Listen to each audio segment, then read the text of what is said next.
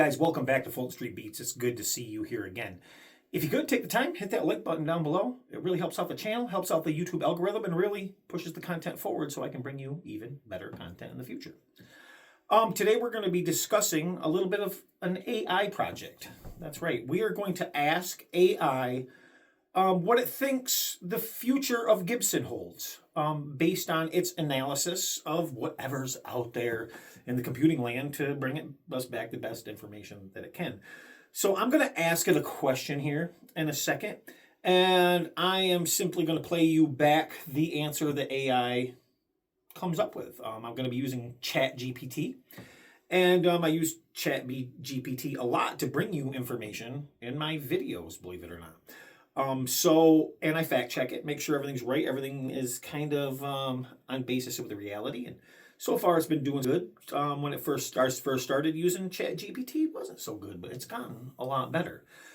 So hopefully it can analyze things that are out there in the market, their business practices, their decisions, and what they do, and bring us back, well, a view of how they will progress forward in the future. I have my own opinions, but I don't know if they're true. My belief is that Gibson needs to really come up with something new, drop their prices, and start appealing to newer players in order for the Gibson brand, and I mean the Gibson brand, not their sub-brands, because I believe Epiphone is going to end up carrying Gibson in the future. That's just my 2 cents, and I could be totally wrong. I mean, maybe they will do something cool, and I don't know. I could be totally off base. But I'm going to ask AI its opinion, and based on no bias, and see what AI says. And I hope you guys will stick around and watch that. So let's get to that right now without any further ado. Tell me your opinions below in the comment section. Please keep it civil, keep it nice. Keep in mind, this is not me talking here. I gave you my opinion, but let's see what AI says. And I could be way off base. It might, see amazing things for Gibson in the future. I don't know. But let's find out. Let's ask it that question. Stay right there. I'll be right back. We'll turn this thing around. You're going to hear this thing in a voice. It's going to sound like a human, but it's not. It's talking to me. So I'm going to record its voice so you can hear it. And we'll put some pictures over the screen to give you some visuals. And hopefully you enjoy this video. And if you do, please think about subscribing. You guys rock. All right. Stay right there. Okay. And here is my question that I'm about to ask AI. Hello, AI. What do you think that the current future of Gibson guitars will be based on its current overall business practices? Let's see what AI has to say. You raise a thought-provoking point, and it highlights a real challenge that Gibson faces in the changing guitar market. Let's explore what this means for the brand and its future. 1. Demographics and Gibson's aging base. Older audience. Gibson's core demographic has traditionally been older players who grew up idolizing icons like Jimmy Page, Eric Clapton, and Slash. Many of these players are aging, and their attachment to Gibson is rooted in nostalgia and a belief in the legacy of the brand. Younger players. Newer generations of guitarists are less attached to the mythology of Gibson. Many don't see a $3,000 Les Paul as a must-have when they can buy a $500 Epiphone or a PRS SE that plays and sounds fantastic out of the box. This generational shift means Gibson can no longer rely solely on its history and reputation to sustain its market share. 2. The price versus function disconnect. High cost, questionable value. Gibson guitars are often priced at a premium, but that price is increasingly hard to justify. Cheaper guitars from brands like Epiphone, PRS SE, Squier, and Harley Benton are closing the gap in quality while remaining accessible to players. Budget guitars often come with modern features like better ergonomics, lighter weight, and reliability. Things that many Gibson models, still stuck in a 1950s design philosophy, often lack. Consistent quality concerns. Gibson has struggled with quality control issues for years, frustrating even die-hard fans. Why pay $3,000 for a Gibson when a $700 PRS SE comes flawless out of the box? This disconnect makes Gibson seem less appealing to younger, budget-conscious players who care more about function than legacy. Cultural and market shifts. Rise of other brands. Brands like PRS, Ibanez, Fender, and even boutique builders are capturing younger players by offering more modern designs, affordable alternatives with incredible playability, versatility and tone fitting a wider range of genres, not just classic rock or blues. Decline of the guitar god myth. Younger players are less focused on mimicking guitar gods of the past and more interested in creating their own sounds. This reduces the cultural importance of Gibson as the holy grail of guitar brands. 4. What does this mean for Gibson's future? Gibson faces a critical crossroad as its core base diminishes and younger players look elsewhere. Here are the possible outcomes. A. Adaptation, best case scenario. If Gibson wants to remain relevant, they must refocus on accessibility, create more affordable models without sacrificing quality, lower the price gap between Gibson USA and Epiphone, modernize designs, offer lighter, ergonomic models that cater to modern players' needs, embrace innovations like multi-scale necks, new pickups, and more. Improve quality control, tighten standards so players feel they're getting premium quality for the price. Engage younger players, partner with YouTube influencers and younger artists to showcase the brand in modern genres, not just classic rock. B. Stagnation, risky scenario. If Gibson continues to rely on its legacy, they risk alienating the next generation of players. Shrinking market. Their aging core base will inevitably decline. Brand irrelevance. As younger players move to Ibanez, PRS, Fender, or Epiphone, Gibson become a niche luxury brand, much like high-end watches that appeal only to collectors. C. Collapse, worst-case scenario. If Gibson fails to adapt, they risk a decline in sales and revenue, leading to financial instability as seen in their 2018 bankruptcy, a tarnished brand reputation among younger generations further accelerating their decline. Can Gibson survive? Gibson has an uphill battle, but survival is possible if they're willing to adapt. Brands like Fender have shown how to thrive in changing markets by catering to both their legacy and modern players. For example, Fender's Player Series and Squeer lines have brought younger players into the fold, while their custom shop still caters to older enthusiasts. The guitar world is no longer dominated by one or two brands, and younger players aren't buying into the snake oil myths of Gibson's past. While inexpensive guitars are proving themselves every bit as good or better, Gibson has the opportunity to redefine itself by addressing these shifts. If they embrace affordability, innovation, and quality, they can retain relevance. But if they remain stuck in the vintage myth bubble, their base will dwindle, and the brand could be at risk of fading into irrelevance. In the end, the market will likely favor function over myth, and Gibson's future depends on their willingness to evolve. At its current rate, Gibson's brand runs a real risk of losing relevance among newer generations of guitar players. While outright failure is unlikely in the near term due to its strong legacy, iconic status, and existing loyal customer base, the brand's current strategy is increasingly unsustainable in a rapidly evolving guitar market. Here's why Gibson is at risk and what it needs to do to avoid a potential downfall. 1. Gibson's biggest problem: out of touch with new players. Gibson's core strategy still relies heavily on its legacy appeal, focusing on vintage designs and maintaining high prices. This approach worked for decades, but is now losing traction with younger, cost-conscious, and more innovation-driven players. Key issues: skyrocketing prices. Younger players, who often start on a budget, can't afford Gibson's flagship guitars, which can range from $25 to $6,000 plus. They are more likely to choose brands like Epiphone, PRSE, or Ibanez, which deliver similar or better value at a fraction of the cost. Lack of innovation. Gibson primarily reissues old designs, Les Paul's SGs, rather than creating models that resonate with modern genres like metal, indie, or progressive music.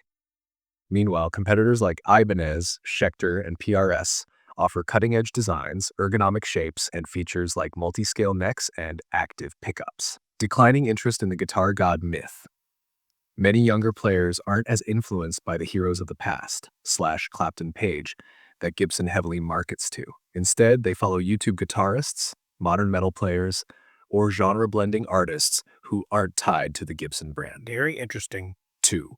Competitors are thriving by focusing on new players. Other brands are thriving by addressing the very issues Gibson ignores. PRSC, affordable, reliable, and innovative guitars that appeal to both beginners and pros. Their mid-tier line often competes directly with Gibson USA guitars in quality, but at a fraction of the price. Ibanez, known for speed, friendly necks, and modern features, Ibanez caters to a younger audience and metal players, with many models priced well below Gibson's offerings. Even Gibson's own subsidiary is outperforming Gibson in terms of market relevance for younger players. The Inspired by Gibson line offers nearly the same experience for much less. These brands understand that price, playability, and innovation are the key to winning over the next generation, not just resting on a legacy. The risk of brand stagnation. Gibson's reliance on their historical reputation is becoming a double-edged sword. Aging customer base. Their primary customers are over 50, many of whom grew up idolizing guitar gods. As this demographic ages and fades from the market, Gibson is struggling to recruit younger players to replace them. Shrinking relevance. The younger generation often perceives Gibson as overpriced and out of touch. If this perception continues, Gibson risks becoming a niche brand catering only to collectors and high-end buyers. Failure to adapt to trends. While Fender has successfully modernized its lineup, e.g. the Fender Player Series, Acoustasonic, and Squier contemporary models, Gibson has resisted change, often doubling down on traditional models without offering fresh options for modern players. Financial vulnerability. Gibson's past financial struggles, including their 2018 bankruptcy, show that the brand isn't invincible. While they've stabilized somewhat under new leadership, their reliance on high-priced guitars makes them vulnerable in a market increasingly dominated by affordable alternatives. Red flags. Declining sales as younger players opt for budget-friendly brands. Over-reliance on collectors and high-end buyers who may not sustain the brand in the long term. Competition from Epiphone, which is effectively cannibalizing Gibson's sales. Can Gibson survive? Yes, but only if they adapt. Here's what they need to do. A. Modernize their lineup. Introduce models with modern features like lighter bodies, ergonomic designs, active pickups, and multi-scale necks to appeal to players in metal, prog, and other modern genres. Expand collaborations with younger influential artists instead of solely relying on legacy names. B. Improve affordability. Offer USA-made guitars in the $1,000 to $1,500 range that deliver the value on par with PRSC or Fender Player Series. Bridge the gap between Epiphone and Gibson USA models to reduce the perception of overpricing. C. Address quality control. Resolve the persistent quality control issues that plague their higher-end guitars. No one should pay $3,000 for a guitar that arrives with uneven frets or finish flaws. De-engage younger players. Partner with YouTube creators, TikTok musicians, and modern bands to re-establish cultural relevance among the next generation. Develop entry-level models that cater to beginners and students, similar to Fender's Squier range. 6. What happens if they don't adapt? If Gibson remains out of touch, the consequences could include further market share loss. Brands like PRS, Fender, and Ibanez will continue to attract younger players, leaving Gibson with an aging and shrinking customer base. Reliance on Epiphone. Epiphone may become the primary focus of the company, with Gibson USA becoming a boutique luxury line catering only to collectors. Long-term irrelevance. If they fail to capture new players, Gibson could fade into irrelevance for all but the wealthiest enthusiasts and vintage collectors.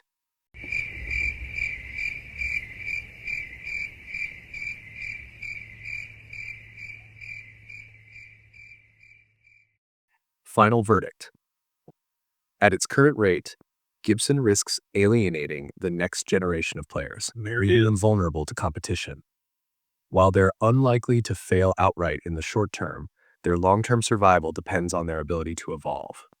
If Gibson wants to thrive, they need to stop resting on their legacy and start addressing the needs of modern guitarists. Without that change, they may find themselves slowly reduced to a niche luxury brand while companies like Epiphone, PRS, and Ibanez dominate the future of guitar. But what do you guys think about that? It's exactly my thoughts almost, even some things I haven't even thought about for the brand before, but I think it's a pretty well, it's definitely a non-biased look at the Gibson company. And listen, even though on this channel I bash Gibson a lot, I do, because some practices I don't think that are good that they do for to sustain the brand, and I'm not doing it to put them down. I'm doing it so maybe other people can wake them up. We need to wake up the brand and say, "Hey, Gibson, don't go anywheres. Adapt. Bring back your brand stronger than ever before." While it is true it is hard to compete with budget guitars that cost, well, thousands of dollars less that are just as good, as we said on this channel many, many times, that is the reality. That is the reality of the situation. And being lost in, well, the old Gibson ways that, well, only high-end guitars can be good, I believe is detrimental to the future of Gibson. They need to change that mindset, roll with the times. You know, I love Epiphone guitars, and I think we live in a time now where Epiphone is actually better than Gibson, and I'm just gonna say it. Their QC's better. Um, Regardless of what's on the headstock, they are outstanding guitars, and a lot of them are being made with the newest technologies and the newest machines, and I think that has a lot to do with the quality control, and honestly, um, the cost of making guitars over here in the United States doesn't balance out with what they pay their workers. I really think their workers get paid peanuts for the amount of work that they put into the guitars, and that's why I think that the QC is starting to suffer. Perhaps, and this is just a thought, perhaps the workers are just fed up for not being appreciated of the art form that they have carried Gibson for so long with. And perhaps we need to bring that pride back, pay them what they're worth, and at the same time, maybe balancing out the prices a little bit to compete with other brands.